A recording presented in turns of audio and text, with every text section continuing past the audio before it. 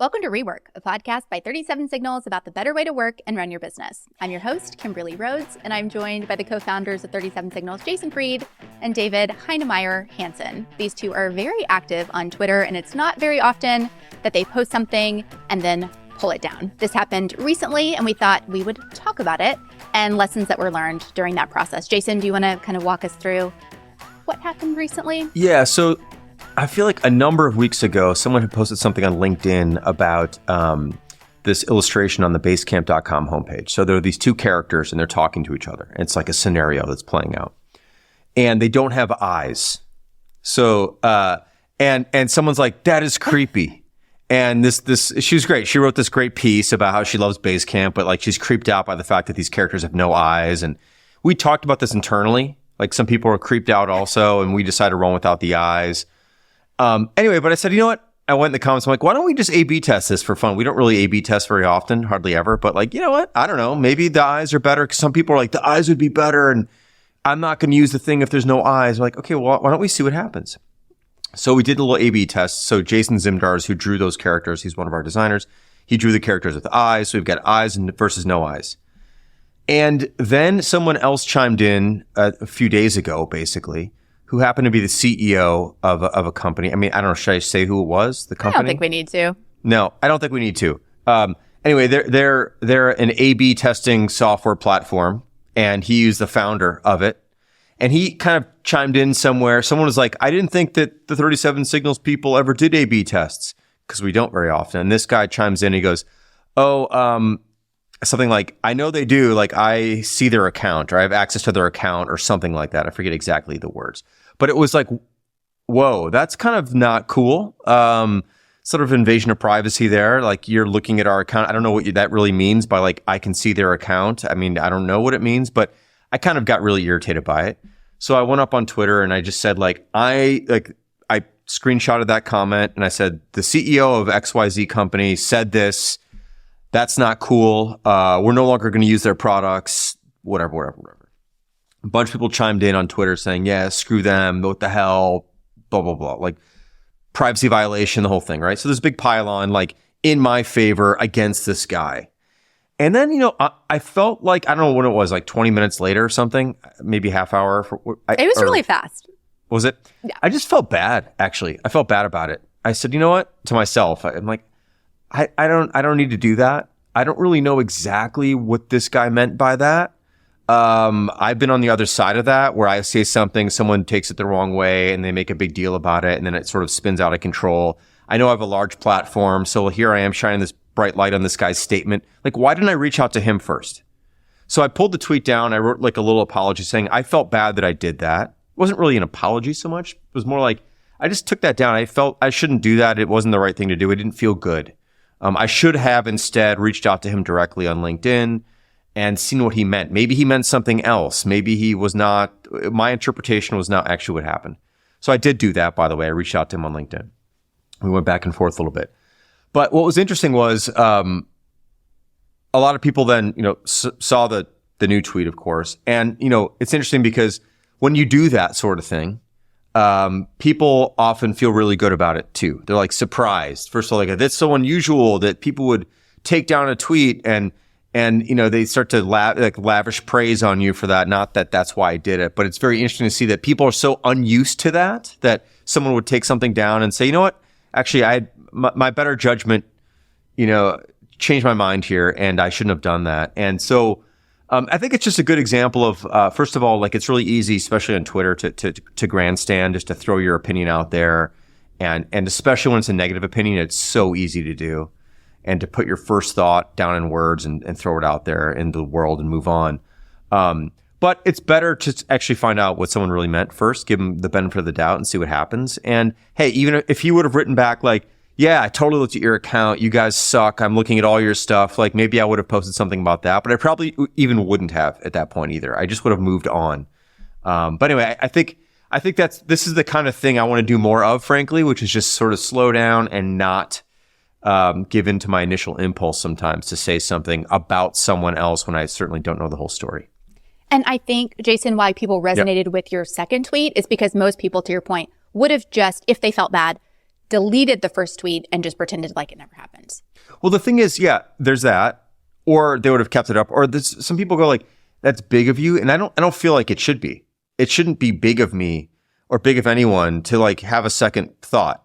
And the nice thing about this is that I can delete a tweet and I can say something about it. So it's good practice, frankly, to do that occasionally. And I don't really, typically I'm not negative online to begin with. So I don't really have a lot of examples of this, but when I do that, it's good to feel that impulse. And if you feel bad about it, it's okay to feel bad about it in person, in public, and say something about it. And it's not like you're weak or whatever people might think when you do things like that. You know, that whole thing about that's kind of ridiculous. So anyway, that was my little experience. And I would encourage others to do the same if they have a second thought. It's funny because Jason says, I'm not so negative online usually. I certainly have a history of being very negative online. Gratuitously negative online. And I think in part, I'd like to believe that after I returned to Twitter, after taking some time off, I really tried to live what Jason says, that like we could be in opposition to ideas. We should absolutely wrestle with ideas, with approaches, with like that's the best to me of the online discourse is when we look at ideas and we debate ideas and we prod them and so forth. But as soon as it then takes 2 steps down the ladder of discourse to becoming about people, about specific individuals and how they suck or they don't suck, that's when I think I've gotten... I was about to say cured. That's not true. That would be inhuman. No human is ever cured of the instinct to just be like, this is just like the worst and you're an idiot. But you can, I think, develop a better habit of pausing, as Jason said, for just a second and go, do you know what? Do I need to say this? If I do need to say it, do I need to say it specifically about this person, or can I actually zoom out and make a general point that hits to the same discussion but isn't about a specific individual? And I can remember several times in my tweeting history where I absolutely did not wait. I just jumped the gun. And you know what? I don't want to say I don't have a lot of regrets in life, but I do have a specific regret about this whole thing. And it was an episode with a CEO of a company that made suitcases. I'm trying to remember what the name of the company was. This was, I think, maybe 18, 19. The charging ones? The ones that charge? Oh, no, I know what you're talking about. Do you remember what they're called? I don't remember what they're called. We should find out. It was a single word. Yeah. Open or something? Away. Open or something? It was Away. Away. So Away got hit by this big scandal, or that's what it was presented at. There was something about working conditions, and then there was something about CEO had said some things in their chat instance or something that wasn't okay, and it was written out by some journalists who presented the case in a certain way. And I thought, like, yeah, this sounds shitty. So I chimed in. I joined the mob on it, right? Like, yeah, this is also really bad, and like a CEO should be better than this, and like, why are they doing this? Blah, blah, blah, blah, blah. And it really wasn't until we went through our shit with that 2021 April blow up, where I realized that I had a overly flattering mental model of, let's just say, journalists in particular for this case. That like, hey, if someone writes a story and they put it on like a reputable outlet, that's going to be a fair representation of reality. I chuckled because, like, how naive, right? Like, I don't think that was ever true, and it certainly has become ever less true in just all the dynamics that's bearing on journalism and so forth. But after having gone through some of that, and it is pathetic that you have to go through some of that yourself to realize that that's actually a shitty situation. But you know what? That is how humans actually learn a lot of things. Sometimes you need to personally feel attacked, slapped, whatever, to go like, oh, do you know what? Yeah, I participated in some of that. That totally fucking sucks. But now I look back upon that episode and I just fucking cringe. I haven't deleted the tweet, so you can probably still find them. I should find them because, you know what? I want to look at them and go like, do you know what? That was shitty. I wish I had done what Jason did in this case and gone like, all right, there's an initial instinct here. I'm reacting to a news story or a mob and I'm joining it. And then I think about it for like 20 minutes and go like, no, that's not the right move. We should be somewhere else. We should have more grace. We should have more time to, I don't know if I want to say let the facts come in, but like get a broader understanding of what it is. How many times have you seen a story or a narrative lately where like the first take, the first snapshot is like the 180 of what it turns out to be? That level of patience to see how things actually pan out, it is in short supply. And I used to have it in the shortest supply of all. And I'd like to develop more of it. I'd like to cultivate more of it. And this is what I really liked about this episode so much, because it just was a reminder that sometimes, like, can you give it 5 minutes? Can you give it 2 days? I mean, how many tweets would there be if everyone gave anything just like 5 minutes or even 2 days to think about it before they go in full blast? There's still things where I would like, all right, crack my knuckles. It's time to make a thread. I had that recently with the whole Apple shabacle, right? You're like, do you know what? No, I can't give the Apple thing more time and then come to a different conclusion. And I also don't feel bad about like firing up the brimstone for this particular case, but it's got to be directionally, proportionally correct, if you will.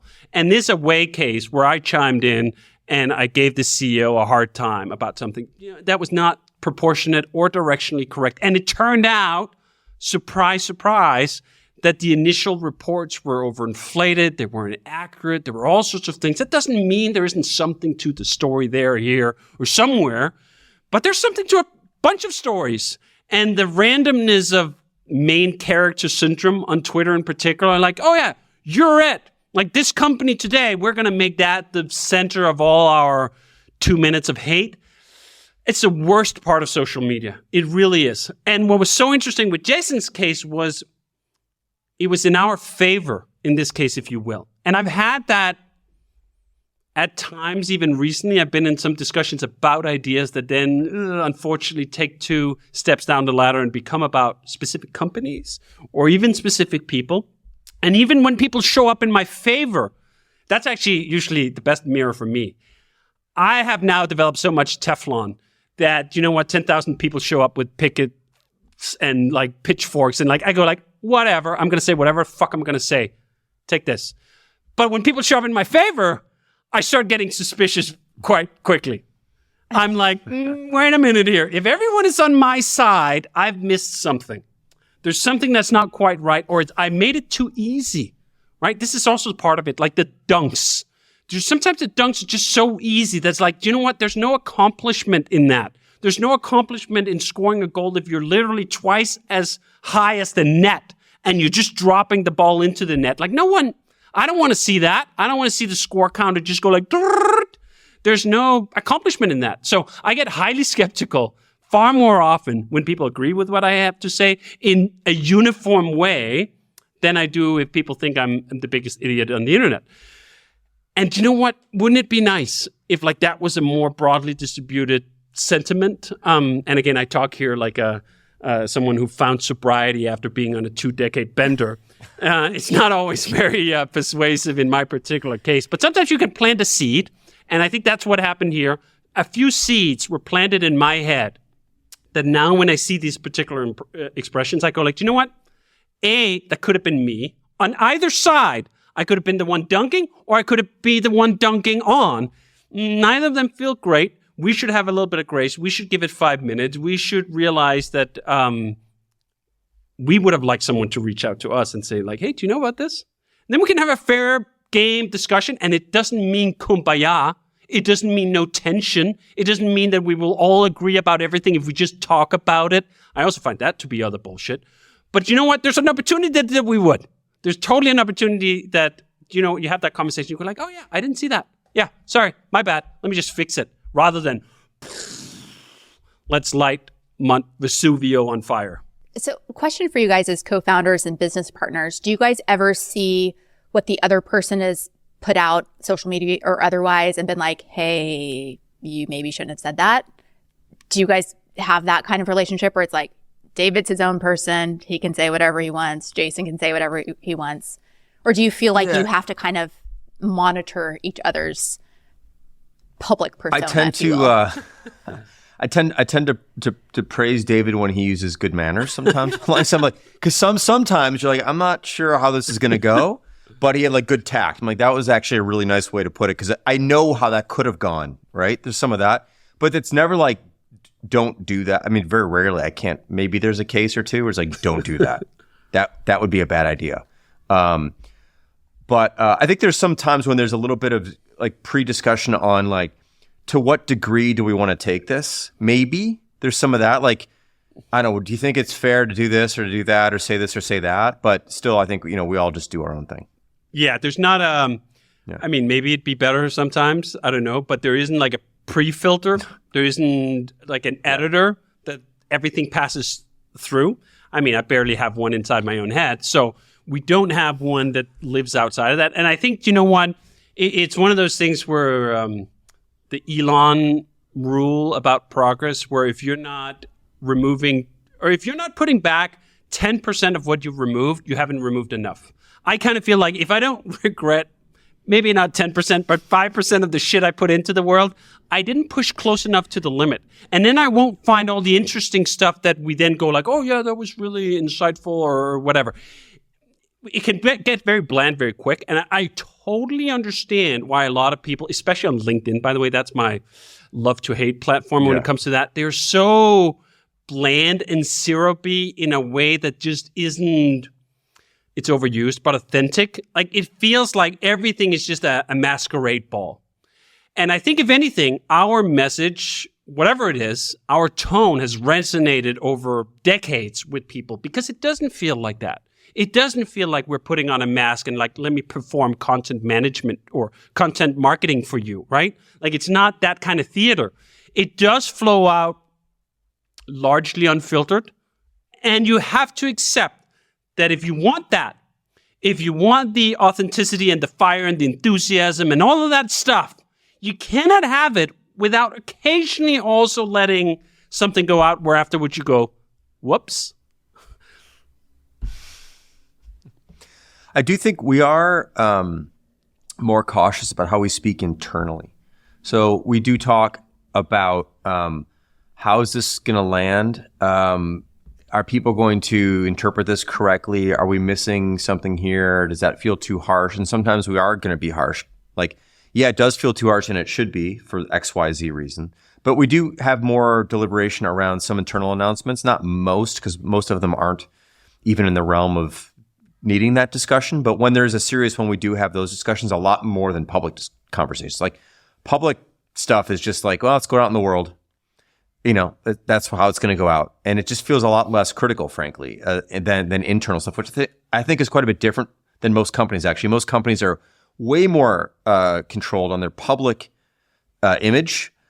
Things can't go out without seeing a lawyer first or a PR firm or whatever it is. Internally, they botch shit all the time, probably. But externally, they're very, very, very careful. I think we're just the opposite, actually. I feel I owe strangers a whole heck of a lot less than I owe employees. So I owe employees and coworkers so much more deliberation. And as Jason says, it just also isn't that common. I mean, the number of times, maybe a couple times a year, we'll have that discussion of like, oh, okay, we're about to announce a change in policy or something else. Let's get several eyes on it. Let's sleep on it a few times. Like, if we had put all our public communication through that channel, it probably would have been more measured. It probably also would have been more boring, and we would produce like a 10th or 100th the volume. So that doesn't seem like the right trade-off. And I think that is worth thinking, like, who do you owe and what do you owe him? Like, I don't owe randos on Twitter much, right? Like, they can follow, they cannot. I do owe employees at the company a fair bit. They cannot follow or not, so to speak. Yeah, they could quit their job or they could get fired, but that's pretty, like, life serious stuff. Far more than like, yeah, I don't like this idiot, unsubscribe, right?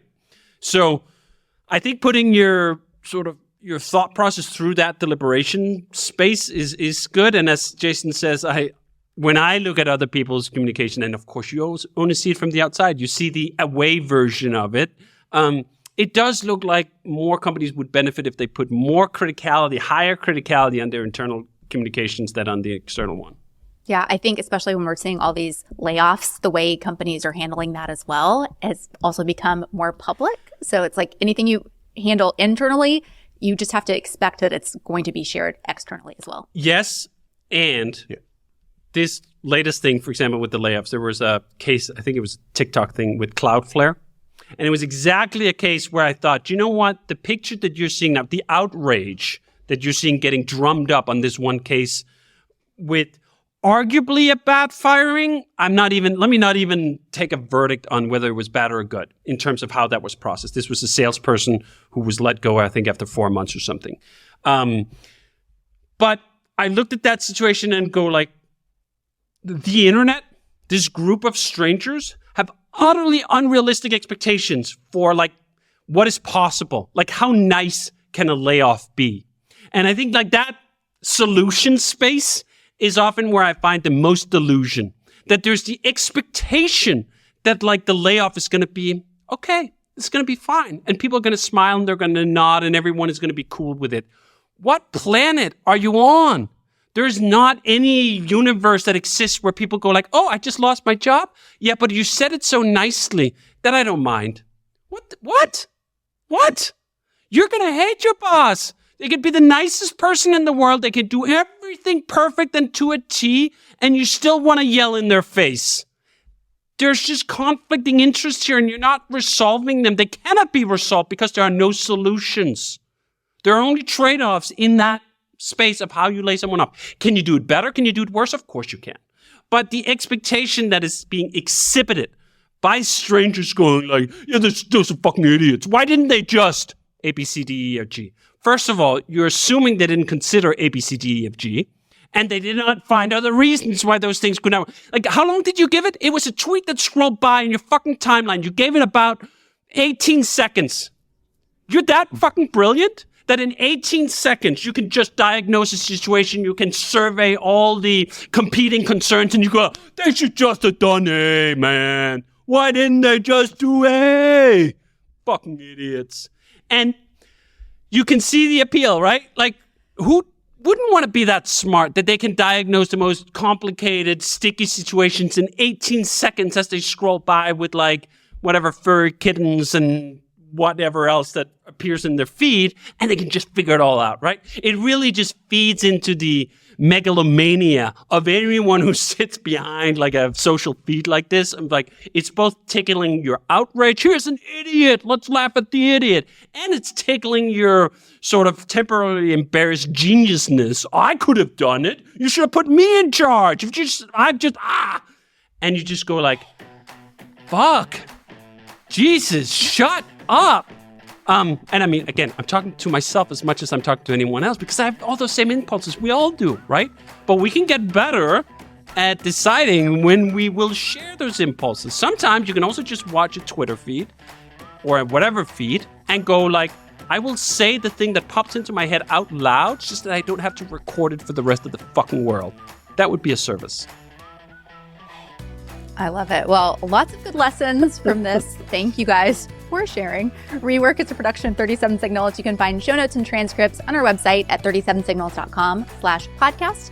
Full video episodes are on YouTube and Twitter. And if you have a question for Jason or David about a better way to work and run your business, leave us a voicemail at 708-628-7850. You can also text that number, and we just might answer it on an upcoming episode.